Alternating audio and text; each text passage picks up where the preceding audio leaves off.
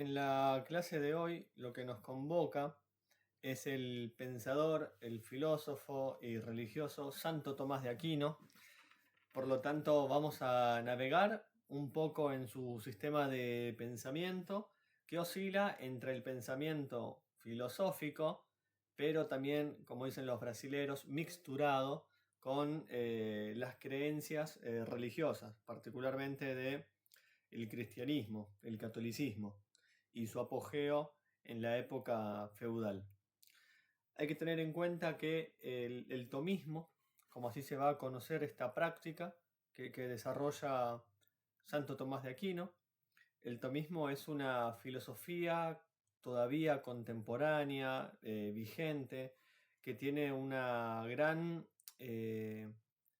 como deuda pendiente, diría yo, una gran influencia, mejor dicho, de Aristóteles, donde esa filosofía antigua alcanza una forma conceptualmente más desarrollada con la filosofía tomista. Bien, lo que vamos a tener aquí entonces es que Santo Tomás de Aquino vivió en el siglo XIII y no representa solamente un momento coyuntural, sino que, como digo, es una filosofía que tiene una gran vigencia, un discurso de poder por parte de la institución católica. Particularmente esta ligazón con la Iglesia Católica se va a radicalizar, llega a su paroxismo en el siglo XIX, cuando el Papa León XIII, en una de las encíclicas en 1879, Aeterni Patris, decide, como una especie de recomendación, que todos los creyentes católicos vuelvan a leer a Santo Tomás de Aquino, ¿bien? Y que se siga siendo fiel a ese pensamiento. Asimismo, en 1880, Santo Tomás es declarado patrón de los estudios católicos. En pocas palabras, se convierte como en la filosofía oficial de la Iglesia Católica. Bien, por lo tanto, en la obra de Santo Tomás tiene su matriz aristotélica, pero este interés filosófico no es autónomo, sino que está al servicio de la cuestión religiosa. Es decir, es la filosofía de un gran teólogo. Hay dos mundos religiosos a partir del siglo XIII, con Santo Tomás de Aquino, la religión griega y el cristianismo. En esta primera, de la religión griega, vamos a tener que se carece de un texto sagrado como es la Biblia, los Vedas o el Corán, sino que este sistema de creencias de la cosmovisión griega parte de particularmente artistas, de poetas, me estoy refiriendo como Homero, Hesiodo, quienes van a forjar imágenes de lo divino, con la propia espontaneidad que hace un artista desde la fantasía, desde la imaginación, sin lograr convertirlo en un dogma. Ahora bien, esta circunstancia tiene algo peculiar y es el empleo autónomo de la razón en la filosofía. Sus dioses, de los griegos, no expresan nada propiamente trascendente, sino que están en la propia experiencia cotidiana. Bien, son figuras o aspectos del ser mismo. Y aquí descuellan algunos, por ejemplo, harto conocidos entre nosotros, nosotras, Apolo, ¿no? El ser del universo en su claridad y orden, Artemisa, respecto a la pureza virginal, Atenea, de la acción viril y reflexiva, Dioniso, bien, que está justamente con la felicidad sin límites, y Afrodita, en el encanto de lo divino que invita a la entrega, al erotismo. Bien, del cristianismo lo que vamos a tener es que se considera como una religión revelada. ¿Qué significa esto de la revelación? Bien, que la Biblia no es algo producido por hombres o por mujeres, sino que es la palabra, así en mayúscula, divina, del Dios mismo que nos habla y nos revela su existencia, los propósitos para el sujeto y para el mundo y lo que se espera de ese hombre y de la mujer terrenal. Entonces, para los creyentes, las Sagradas Escrituras, en este caso la Biblia, contiene únicamente la verdad, también así en mayúsculas. Este Dios cristiano es absolutamente trascendente respecto del mundo. No solo está en este más acá, sino que también está en el más allá. Es inconmensurable porque todo lo ha creado. Él ha creado todos los entes desde la nada misma. Bien. Y por último, lo característico de este cristianismo es que instaura un momento de mediación entre el Padre y el hombre, y ese puente es Jesús, ¿bien? Como especie de redención de esta vida y de la posibilidad de que esta vida pasajera de los mortales pueda ser inmortal, infinita, en el más allá. Hay un problema fundamental en el pensamiento tomista, que se abre todo un debate y las posibles soluciones que intenta desarrollar este autor, que es entre la razón y la fe. Bien, si la revelación enseña cuestiones vinculadas a la razón, también tiene esa contradicción, el otro reverso de la medalla, que son los contenidos no racionales. Bien, me estoy refiriendo a la encarnación, la Trinidad, la Eucaristía, la resurrección de la carne. Entonces, aquí lo que vamos a tener es un lindo combo. En primer lugar, tenemos el desafío intelectual, ¿bien? Porque los paganos, especialmente en círculos cultos, despreciaban o se burlaban de las doctrinas absurdas, como la resurrección de los cuerpos, en tanto que los paganos se la adjudicaban a la razón. Y así nació entre los cristianos la desconfianza frente a la razón y la necesidad, por lo tanto, asimismo, de refutar la razón con la razón misma. Yo creo aquí que cuando uno lee particularmente las obras de Santo Tomás de Aquino, hay una cuestión de la lógica, ¿no? Particularmente. Ahí está la gran defensa también de esta teología aristotélica que desarrolla eclesiásticamente Santo Tomás. Cuando no se pueden defender, tenemos esta segunda cuestión que son las herejías. ¿Bien? Dentro del cristianismo, las herejías son consideradas como esas desviaciones respecto de la ortodoxia.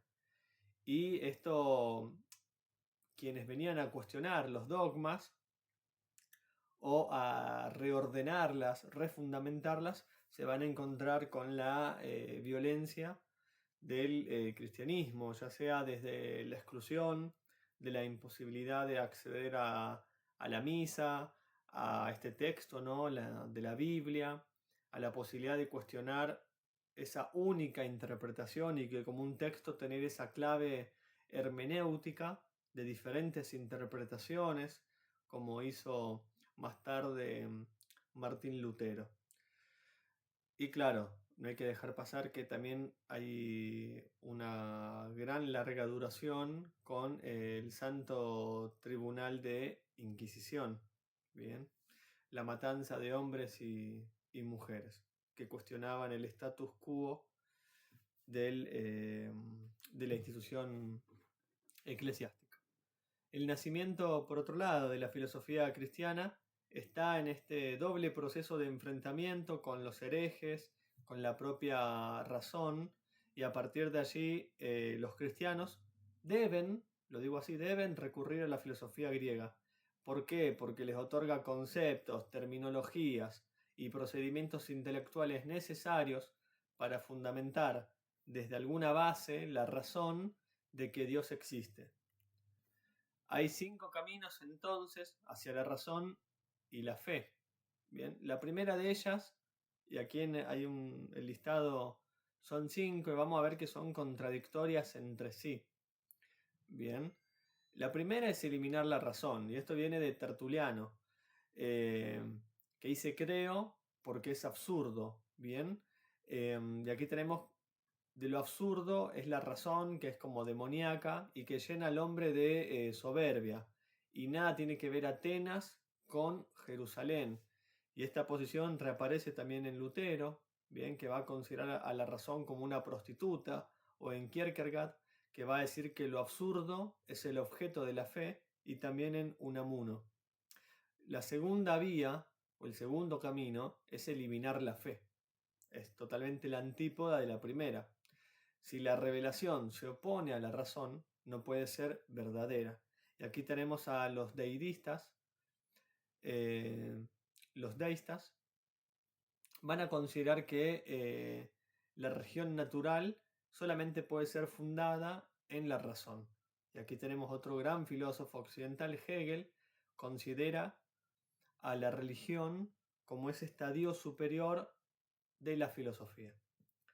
Hay una tercer camino, que es la separación radical.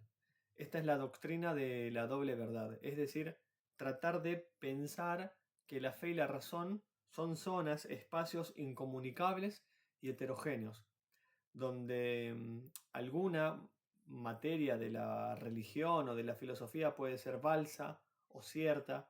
Bien, ahí lo que va a descollar es el movimiento averroísmo, propio de la Edad Media a partir del siglo XIII. Bien, esa separación radical.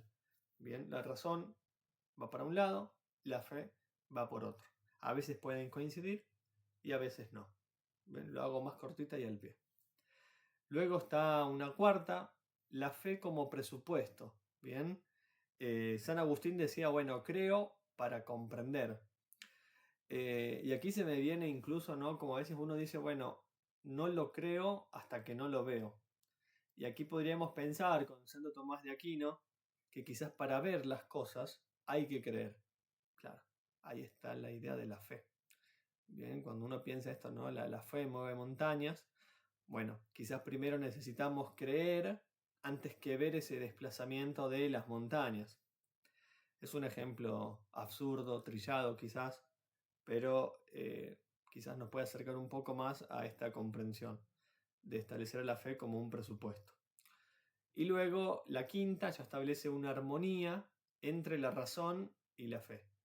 Bien, es imposible, va a decir Santo Tomás de Aquino, que haya una separación radical o que se contradigan, porque ambas, tanto la razón como la fe, proceden de Dios. Y si proceden de Dios, es la verdad misma. Bien.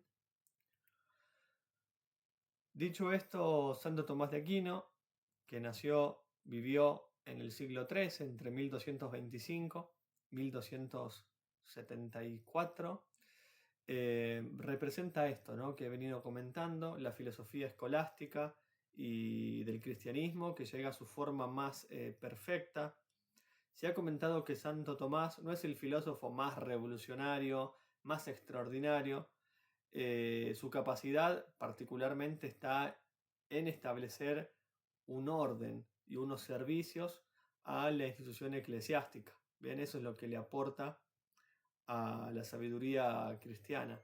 Se podría llegar a decir que establece la construcción del orden, los pilares fundamentales para la fe y la razón dentro de la Iglesia católica. Bien, es decir, está ese deseo de conciliación. Dicho así, entonces, la armonía entre la razón y la fe es una doctrina entonces de la doble verdad. No se admite que sean opuestos, sino que son perfectamente armónicos.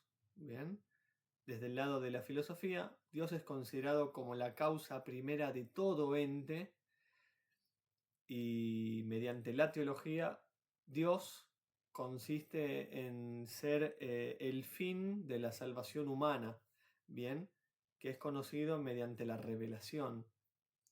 Ahí entonces lo que tenemos son los preámbulos de la fe, verdades que la fe enseña y que se pueden alcanzar únicamente mediante la razón.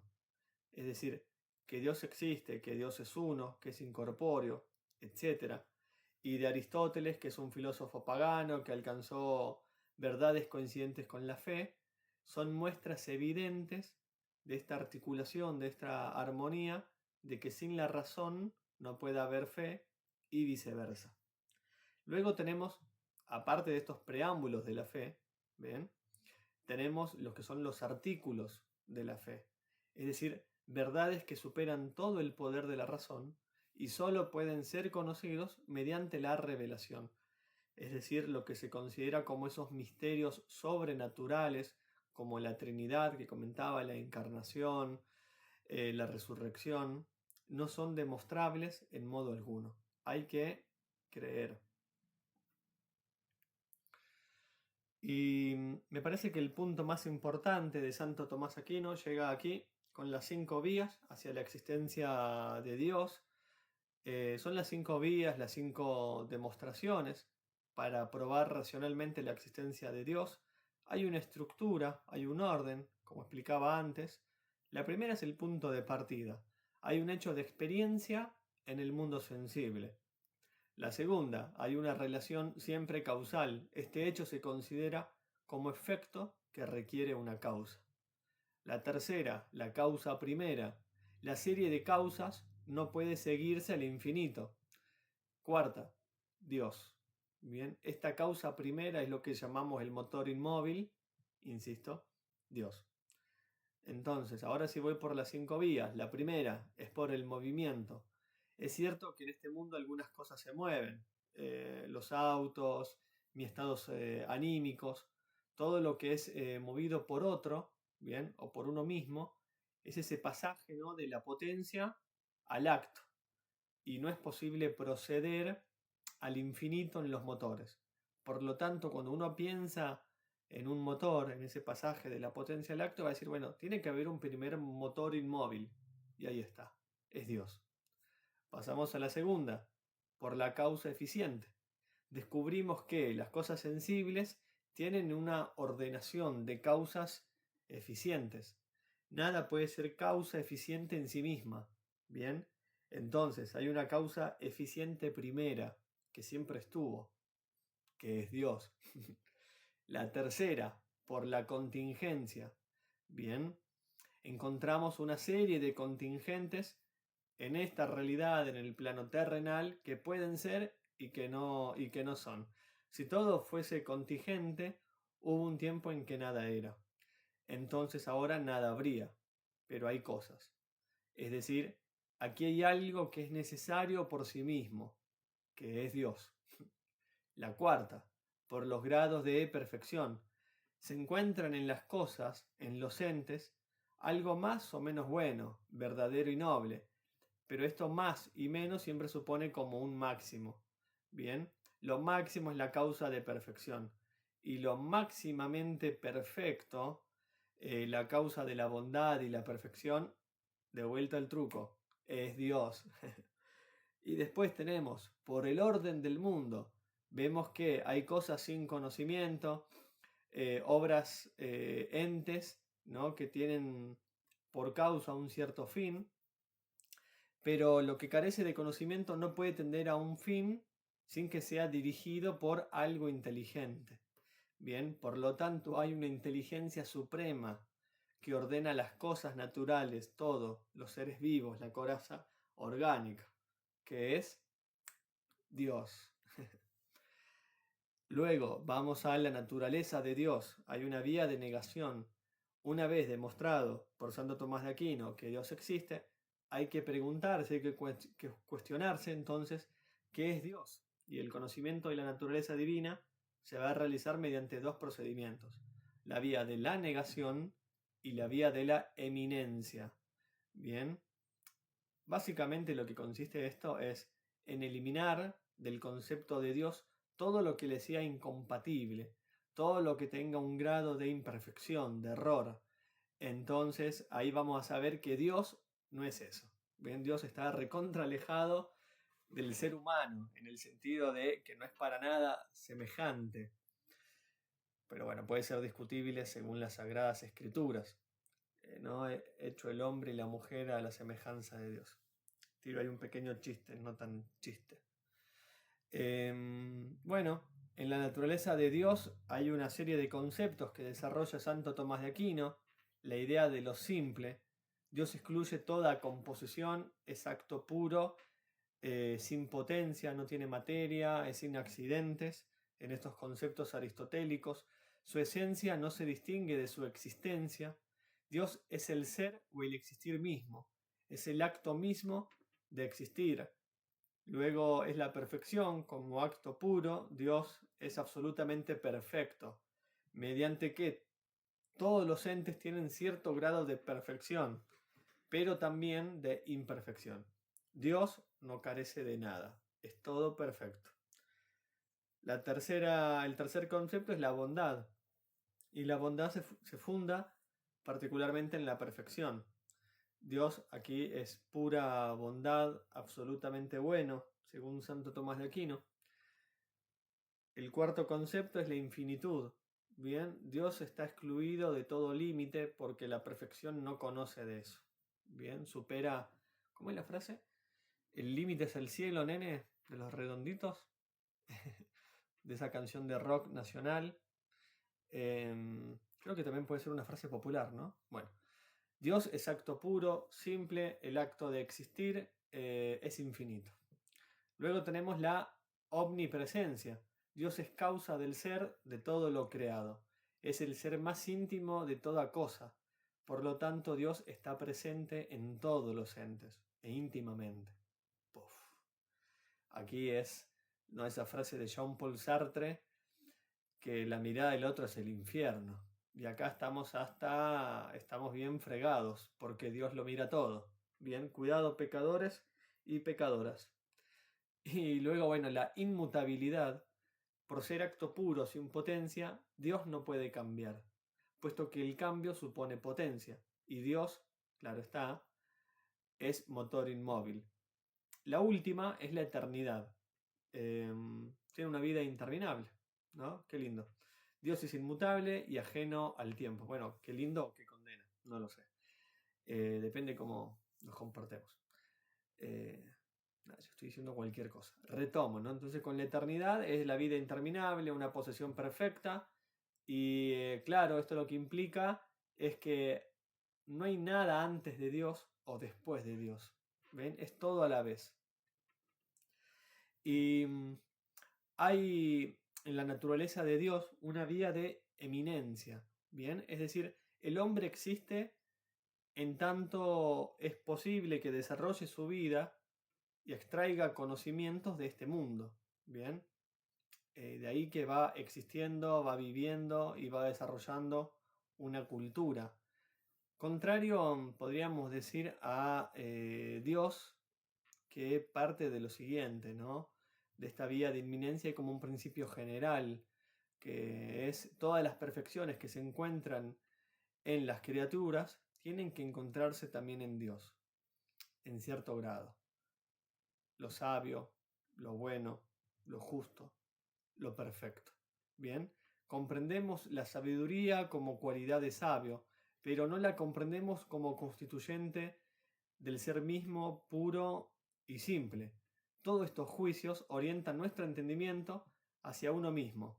Bien, la idea de que Dios es la sabiduría, Dios es la bondad.